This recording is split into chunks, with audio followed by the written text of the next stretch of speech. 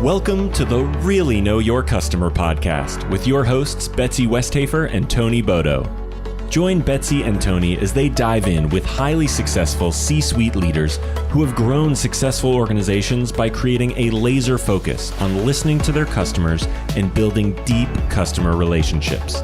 Now, it's time to join Betsy and Tony for the Really Know Your Customer show. Hi, and welcome to the Really Know Your Customer podcast. I'm Tony Bodoh. And I'm Betsy Westhafer. Really glad you're here with us today. Today we have Jay Hornbuckle, and Jay is an amazing individual. I just met him actually a few months ago, but his organization is really a B2B organization, and they work specifically with companies to provide benefits. And what I love about the conversation we're going to have here today is the stories he gets to tell about those individuals and how they're navigating this challenging time of COVID-19 and how they're navigating crises in the workplace and how they really know their customer so that they can provide the best benefits to those customers. Yeah, I think one of the things that excited me most about having Jay on the show was when we had a conversation in another community that we both belong to. He mentioned about, what these people, these employers are going through as they're dealing with the fallout from COVID and what that has done to Jay's company in terms of how they support their customers. It's a very different type of support right now because this is a very challenging, emotional, complicated, compliance-related type of issue. So the support that Jay's company has to lend their customers right now is extraordinary. So I can't wait to dive in. So Jay is the CEO of Abatys, which is a PEO. Many of you are familiar with that term, employee benefits. And what it really strikes me about Jay's background, very well traveled, been in a lot of cool places, college in Hawaii, correct, Jay? And been all over the world. He's also a champion power lifter and this really excellent businessman, and also has a daughter who was one of those who had a very special graduation from high school in 2020. There are all kinds of stories about the creative ways that seniors had to graduate from high school. And I think at first, and I'm going off on a tangent here, but I think this is really important. At first, everybody's like, oh, those poor seniors, they're missing out on this, they're missing out on that, they're not going to get to go to prom, all those things. And what I've seen unfold from that is the creative, magical, memory-making high school graduation that is unique and extraordinary to each high school. And so, Jay, when I read that your daughter was in that class, I just thought, that's just a really special group, and this experience is going to live with them forever. So I just wanted to touch on that a little bit. But Jay, welcome to the show. We're so glad you're here. Fill us in on some of those points that I just brought up as far as your travels, your business, your family life. Let us know who Jay is. Oh, thank you. I'm privileged to be here, guys. And so when I was in college, I started off at University of Hawaii because a buddy and mine, we love to surf. So when we decided, where do you want to go to college? It's like, well, best surfing place in the U.S. is Hawaii. So we started off there, but only stayed there for a year and a half before I went over to University of London. So transferred over to University of London, complete opposite end of the world and spectrum on how we lived, and but then came back to California after that. So that was fun on the travel parts. And then the seniors this year, they're going through very unique pieces. My daughter actually doesn't have her graduation till Thursday. And they're doing a car drive-by sort of memento. They're going to have all the drones in the air, some fun things like that. Yeah, prom was virtual, for her. So her and her date, they got dressed up. Everything was done online. So unique. Isn't it crazy? It's crazy to see the problem solving that's going on right now in just the creativity, and who 3 or 4 months ago could have imagined the term virtual prom? Like, right. And so they get to be the first one. So that's, so there is a uniqueness, and yet there's safety in it. So, we're looking at the positive on those pieces, letting her know. So like my father, when he graduated, immediately joined the Air Force so he wouldn't be drafted into the Army, Marines, whatever during Vietnam time. So it's like, you guys don't have the only unique time, but but at least this is your situation versus something like that, right? So so we're definitely trying to keep it on a positive level, even though there's some sadness in it, of course, and just like this, only one parent can be in the car. You can't have all your grandparents. It's only one car per family, some of those things, which, so there is some, type of pieces into it, but yeah, they're definitely going through a unique time. Yeah, I think too, a lot of it in this ties into business as well, but just the whole concept of managing expectations. What we're going through now in these events and graduations and weddings and all of these things, we had a certain set of expectations on how it's supposed to be. And realizing now that our expectations have been blown out of the water, but it doesn't make it bad, So I think that translates into business too. Like, we expected X, Y, and Z to happen because that's what the strategic plan called for.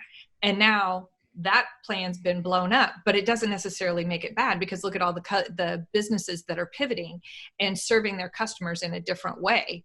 So yeah, I think it's just a really interesting time, and we're looking forward to getting your perspective, because I think this conversation with you will really illustrate that point about how you're having to manage your customers' expectations and serve them differently. Yeah, absolutely. And so excited for the conversation here, because it's a very unique time in a very short period of time. I mean, here we are at the end of May. This really just started middle of March. So it hasn't been that long. And yet we've already been through, every state going through a shutdown. And what did that shutdown mean? There were companies that were allowed to stay open. They're considered essential. There's companies, that had to completely shut down, and, they're being told at first, okay, it's going to be 2 weeks, maybe 3 weeks. And then that got extended. And now we're in the position where there's some states that are fully open. There's some states that are opening, certain businesses more, but with more rules. And then there's some states that are still in, virtual complete shutdown, right? Yeah. So. When you were talking about how it's been a short time, but it feels like a really long time to some, I saw a meme the other day and it said, this is such a unique year because February had 29 days and March had 427 days and April had 937 days. It just feels like so much has happened in such a short amount of time with virtually little notice. So, but so Tony, I know you had some good kickoff questions for Jay, so let's turn it over to you. Yeah, so it's interesting because just the conversation there, where we're going, it's the thing that really stands out to me in this time of crisis, which I've heard that, in the Chinese language, crisis means opportunity and challenge, right? So it's like there's something that we can learn from this. And as I think about it, you've got all these different companies that your team helps provide benefits for. You work with vendors who have these benefits and you broker them. So give us a little bit more about what your company actually does and help us to understand, what it was like, maybe back in January and February when you're going through all the benefits sign up, or actually just kicking off the new benefits year for most companies probably at that point. And then suddenly how that shifted and where you are today. Kind of walk us through what that looked like for you and for your company. Absolutely. So Abatys is a PEO product broker provider, which means professional employer organization. So we do the HR and employee benefits for companies. Product broker means we're not the carrier. We're not Kaiser, Health Net, Blue Shield, not sure what everybody knows all across the country, but we connect them with those best carriers on a platform that maximizes their cost benefits versus richness of benefits. So to give you an example, so with how we work, we had about 340,000 employees when we came into January. We had a business plan of tripling this over the next 12 to 15 months. And that was very realistic for how we're doing business, working with TriNet, working with Insurity, places that we work with on how we work across this nation.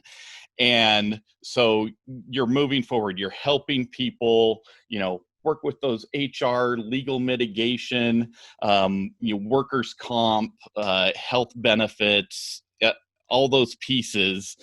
And, you're rolling forward. I mean, our economy was booming. If you understand, if you've been around for any bit of time, you understand we have these ebbs and flows in business.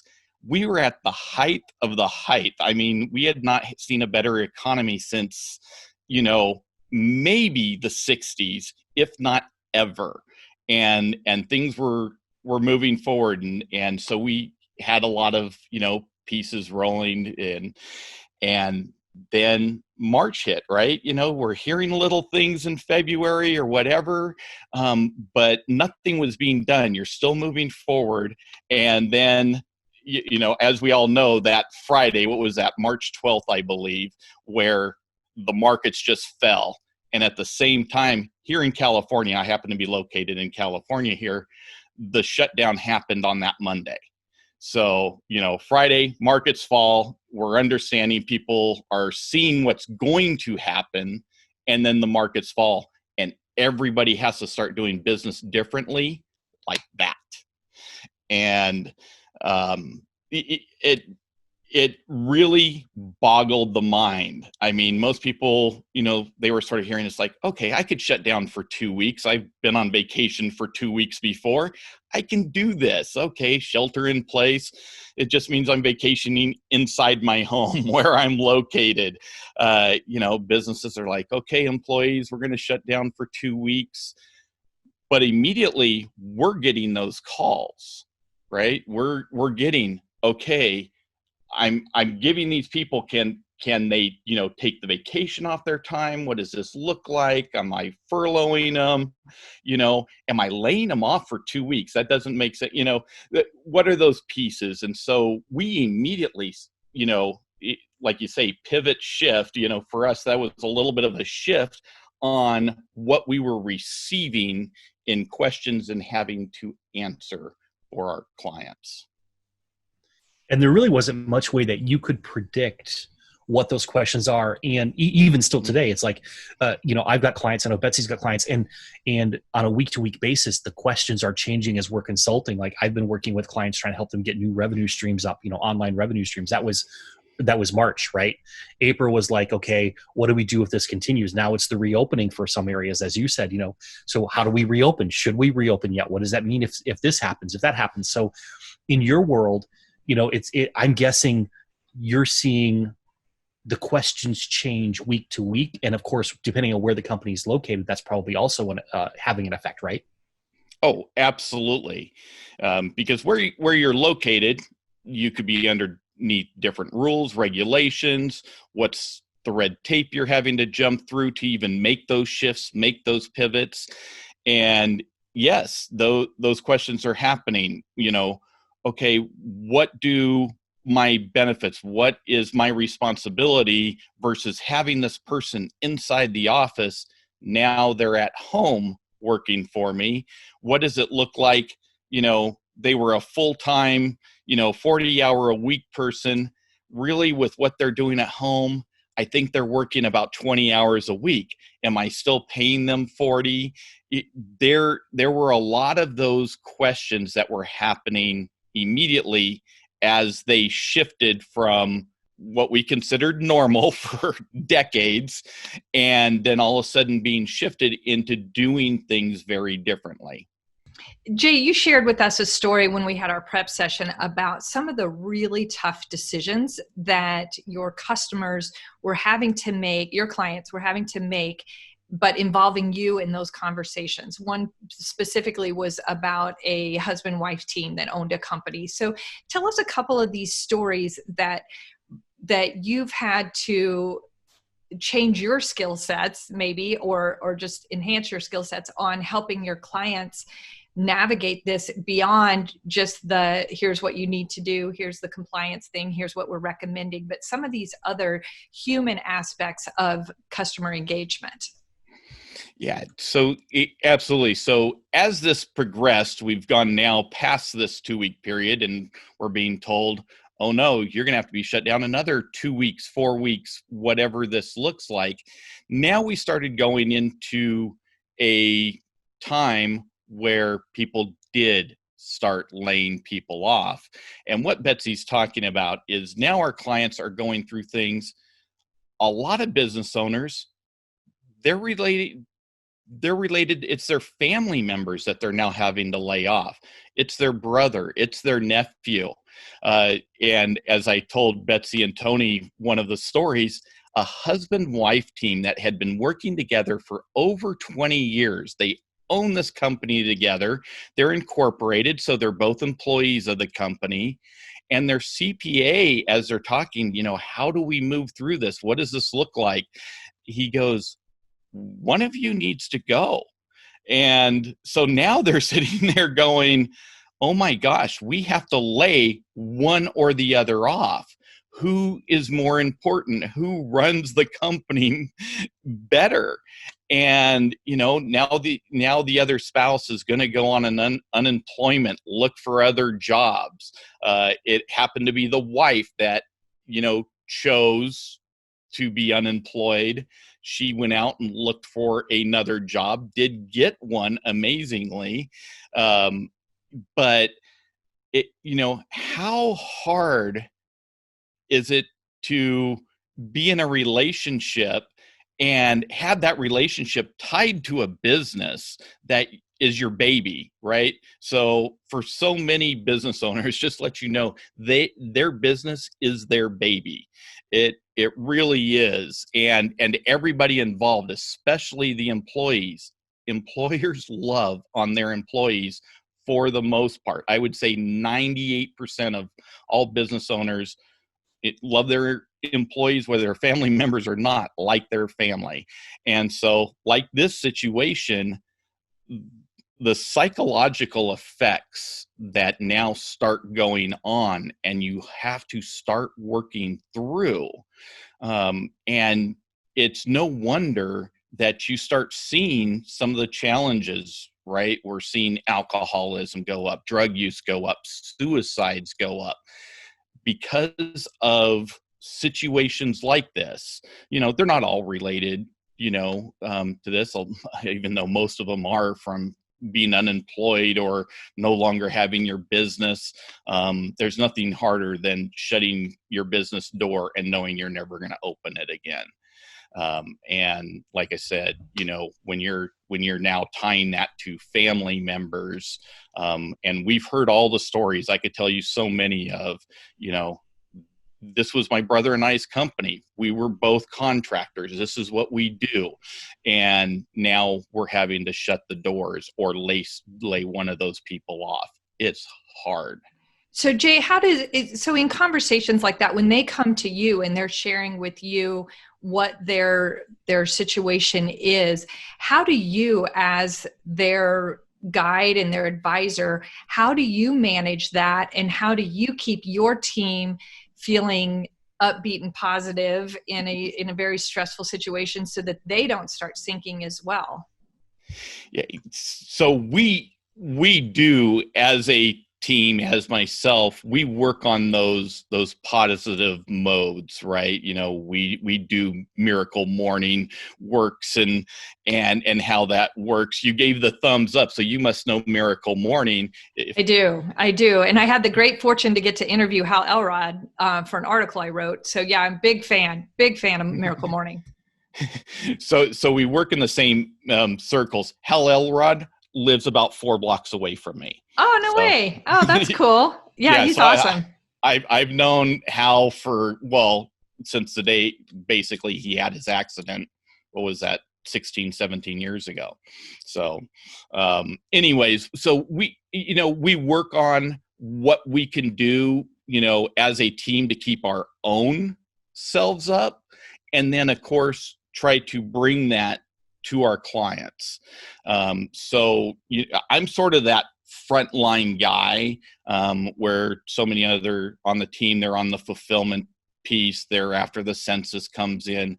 I'm sort of that frontline guy a lot, working with the business owners, not the employees so much, but I work with the CEOs, founders, owners. And yeah, it's, our discussions started going from 1 minute to 5 minutes to 10 minutes, just conversations that we never had. How is this affecting you, your family? How is your shift going to matter to you? And there's no harder conversation than those of when they're choosing to shut their doors, which has been about 20% of our business. Oh boy. Yeah. Clients, so. When we talk about the really know your customer, you're taking that to an extremely deep level, because you are really truly getting to know what's going on with your customers. And then too, when those 20% decide to shut their doors, the impact that has on your business as well. And so, it's just this circle, and I don't want this to turn into a big negative thing, but then what I mean is, you're having to think too, okay, how do we get new customers, new clients during this time to sustain our own business? So what are some of the things that you're doing to attract new clients and getting to know them? Yeah. So during this shift, we have had a purposeful, okay, so for those that are going to make it, there's even startups happening right now that we are being there as a resource. We've been there, done that. We have a lot of story of going through the last recession, that 2008 to 2011 period, where, there again, people rode that roller coaster, completely different roller coaster. In fact, it's in a different park, right? But, we're still able to talk through how to get into the seat, how to put your seatbelt buckle on. And so we're really working hard on that. And at the same time, we're learning how to work with less. So I say we've lost about 20% of our business clientele and about 30 to 33% of our employee base, which is how we get paid, is by number of employees. So we work with companies that have 10 to 500 employees. And so that affects us. If you were a 300 employee company, now you've laid a bunch of people off and you're a 50 employee company. That affects our bottom line also. We're understanding how that's affecting their business on the, bottom line as they're making those decisions. And so exactly, you have to go out and replace that. We're looking at the long term on those, and fortunately, as our company, we were already in a good growth mode sector. So now we're working with the shifts, as we call them, of doing business. The one you're looking for positives. The one positive that we've really seen come out of this situation is people willing to do business online on a Zoom call, just like this, right? Zoom's the big, power player in the market of virtual meetings. And where before they had to see you face to face, you had to be able to shake their hands and give them hugs. Now you can do a meeting for 30 minutes, that same 30-minute meeting, but instead of a 1 hour, sometimes 3-4 hour drives, now you're doing 30-minute meeting and you're on to the next one. So you're actually able to meet more people and work with them one-on-one. And yet you're still seeing them. I mean, I see your face, Betsy. I see your face, Tony. I I can see, oh, are you tracking with me? Are we working together? So it's close. I know it's not perfect. It's not, but that is a positive shift change in my mind, anyways, for our business. It's funny, Jay, because Betsy and I, most of our relationship has been on Zoom. I say that because we've met in person, I think, twice before we wrote our book in 2018. And we wrote our entire book, Profitability, behind my shoulder right there. A little plug for the viewers. But we wrote Profitability completely, do it through Zoom calls and Google Docs. And, it was like virtually done. So this is years ago, right? And I know Betsy's been running her company that way, although she has been traveling in that with it as well, or had been before this hit. And as I step back and think about it, one of the things that I notice is you have this deep understanding of who your customers are, the types of business. They're all small business, 10 to 500 employees. So you've got a deep understanding of your customers as individuals, as business owners. You understand certain industries there. Take us a little bit deeper into how you really decide, once you know these industries, once you know these customers, who you're looking for, and how you get to know that aspect as you're looking at a new prospect or a new lead that comes in the door. Yeah. So wonderful. And that's one of the shifts we've had to make, because our largest sector that we worked with, because they have a lot of onboarding and offboarding, in other words, a lot of change in employees, which made our company extremely valuable, were your Main Street companies. They were your restaurants, dry cleaners, people that are, brick and mortar, have their doors open on the street. And so obviously those companies have had a lot of change, correct? And so, one of our shifts has been, we've already been working with a lot of the startups in growth mode. Make a lot of sense for PEO. And a lot of times they're the ones that have heard of what PEO does. In fact, a lot of times it's demanded by their angel investors, venture capitalists. The people investing into them will actually demand that they're on a platform like we offer. Just for the listeners, just to let you know, a couple small companies that have been on the platform, that there is a time where they come off. It's usually about 1,500 to 2,000 employees. But if you've ever heard of Yahoo, Google, Salesforce, HubSpot, just to name a few, Facebook, they all started on the platform and then graduated off. Obviously, they're all companies that have many more employees than what I just named. So that's really where our focus has gone now, is those startups or tech companies that are in growth mode, because they're the ones that this shift, that they're actually seeing business, right? So the software companies and virtual meeting companies, and there are companies that are really going into this space of how could I log on, with Zoom and make things better, or, make your life better for at home. We just started working with a company last week that is really working with companies on this shift.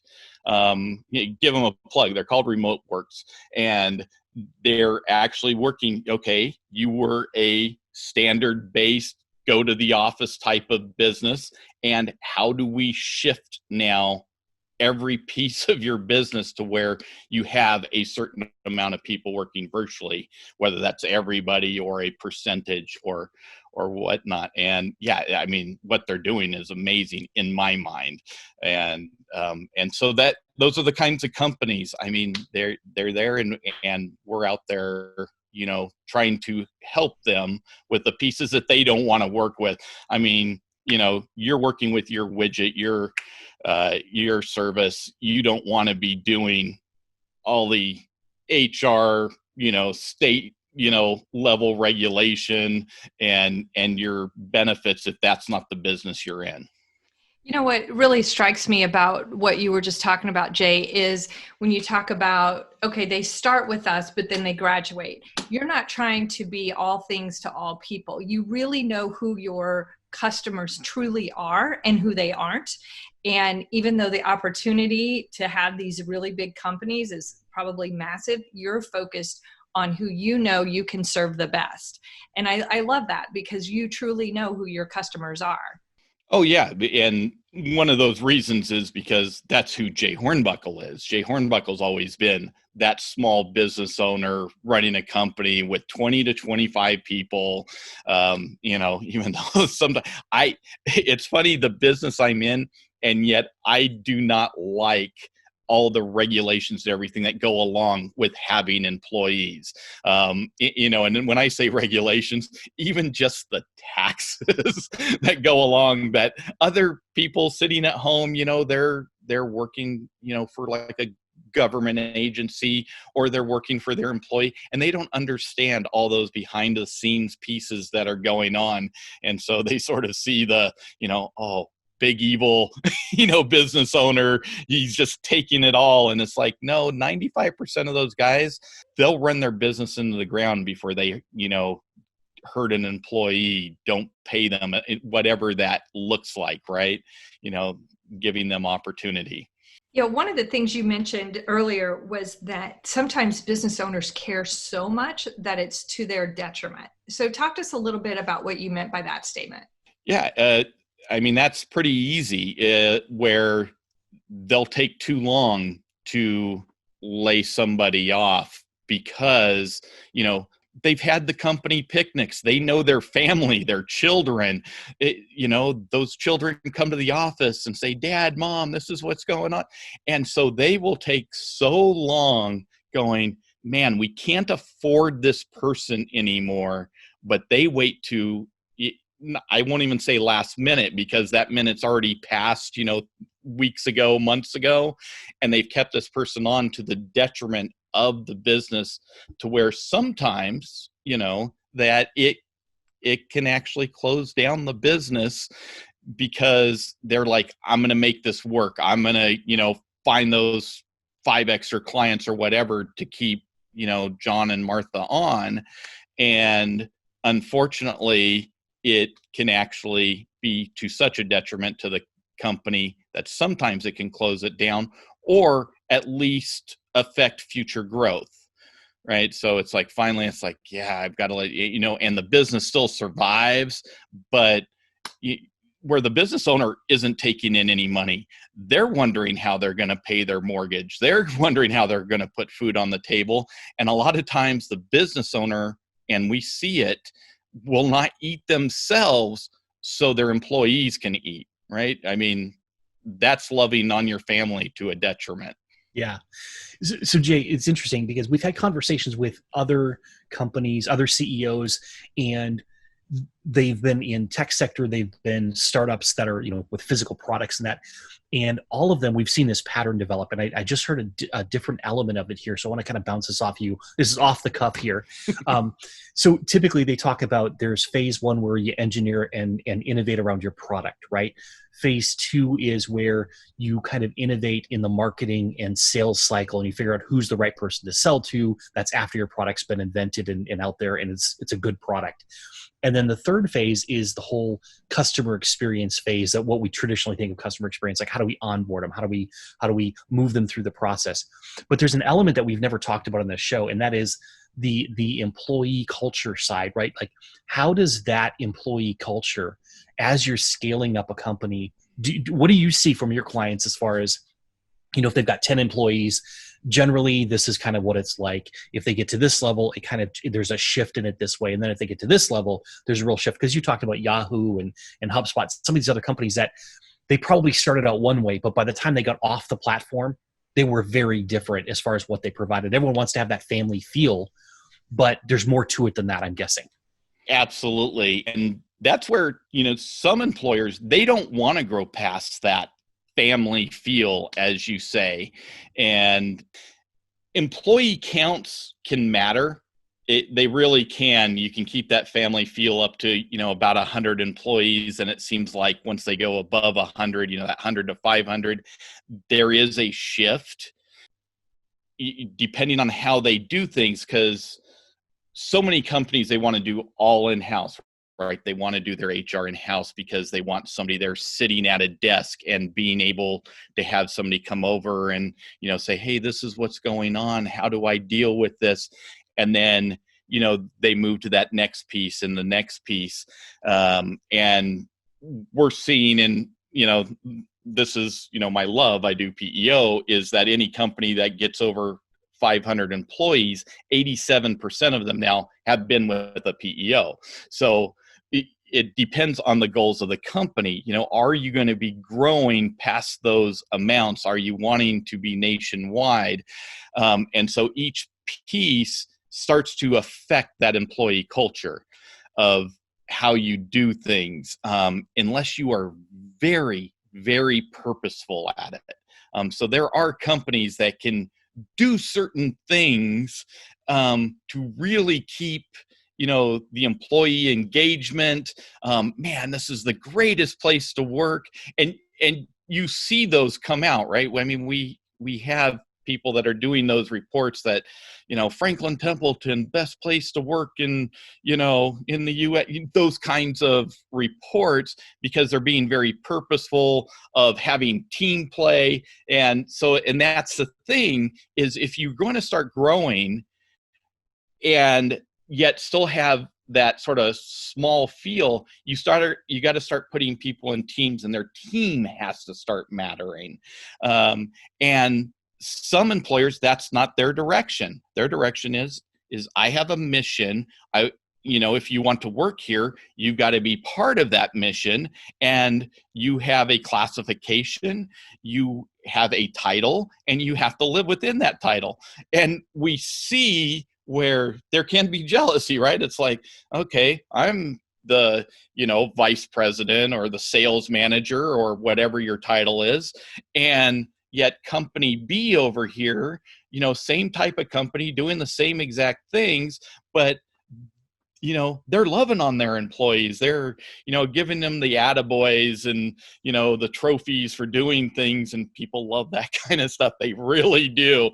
They want to be acknowledged. And so that can make a huge difference with employees of, do they feel like they can talk to the CEO, even though, we've grown from 50 to 100 to 500. How does that look? And, does that guy still walk the floor every so often? He takes that time. And there can be so many differences that affect that employee culture, as you're saying, Tony. And we see it. And so a lot of those decisions are made at startup. They really are. Yeah, and I think the employee culture obviously translates then to how they interact with your customers and how they develop relationships with the customer and what that means for your business as well.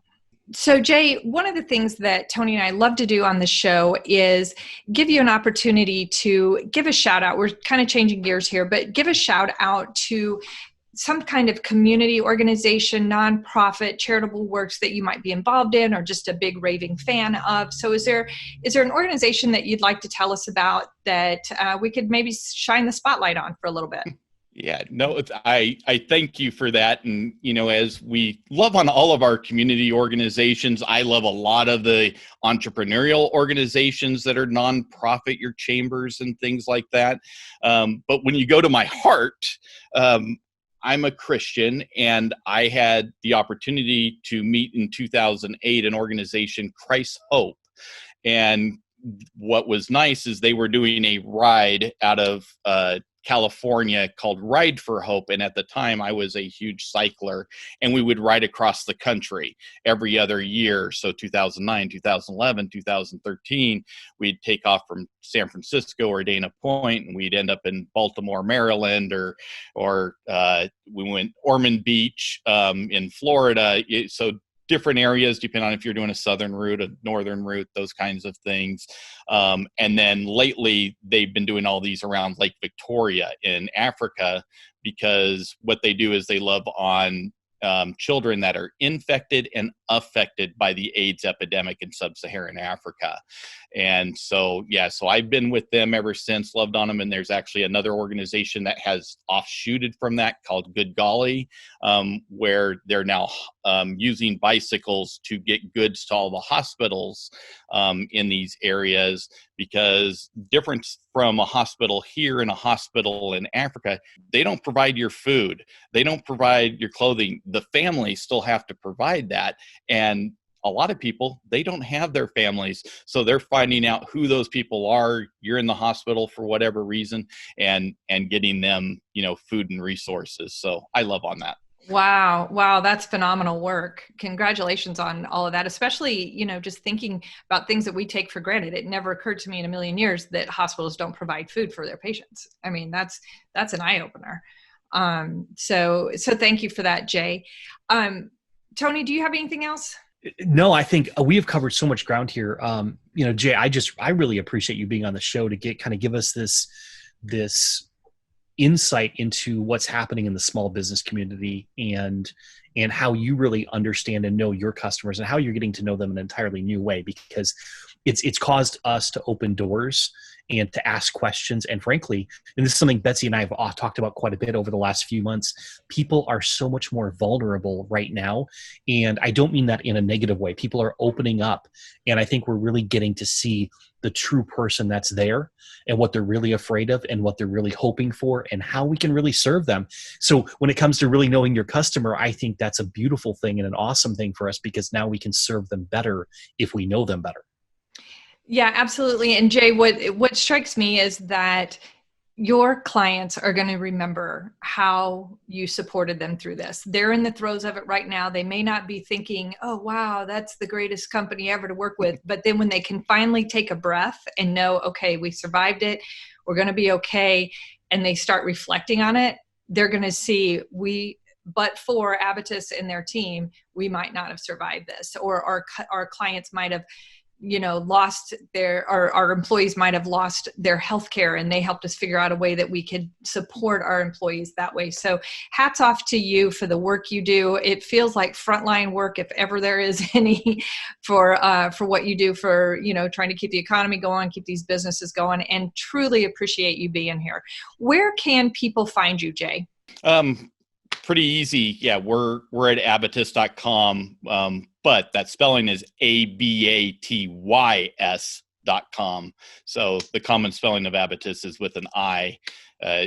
So just to give you a little history lesson, Abatys fences were those medieval fences that had the spears and the swords and the sticks sticking out to keep the enemy from approaching. That is an Abatys fence, or a protection fence. And that's what we feel like we do, is we protect our customers. And but you have to be sexy and techie, so you do it with a Y. We should have opened the show with that right there. Yeah, I was thinking the exact same thing. Well, Jay, thank you so much. We really appreciate it. This has been a great conversation, and I'm quite certain there's a lot that our listeners will take from this and hopefully implement. So thank you so much for your time. It's been great getting to know you better, and we just wish you continued success. And I know that you're doing some really great work. Yeah, well, thank you guys. This has been a wonderful experience for me. Even though I have been on 1,000 Zoom calls, this is my first podcast. So I was a virgin here, and I'm very thankful about the way you guys handle yourself. You guys are a wonderful team, written a wonderful book together, and I love the mindset of getting into the psychology of business, and you guys are doing a wonderful service for the business community, the entrepreneurial community out there. Thank you, Jay. Thanks, we appreciate that. We'll talk to you soon. And thank you, listeners, for being here. Hope you'll be back for the next episode of the Really Know Your Customer podcast. Thanks for joining us for this episode of Really Know Your Customer. We hope you gained a lot of value from being here today. If you want to learn more about the work Betsy and Tony do to help their clients thrive, visit Betsy at thecongruitygroup.com and Tony at tonybodoh.com. See you next time on the Really Know Your Customer show.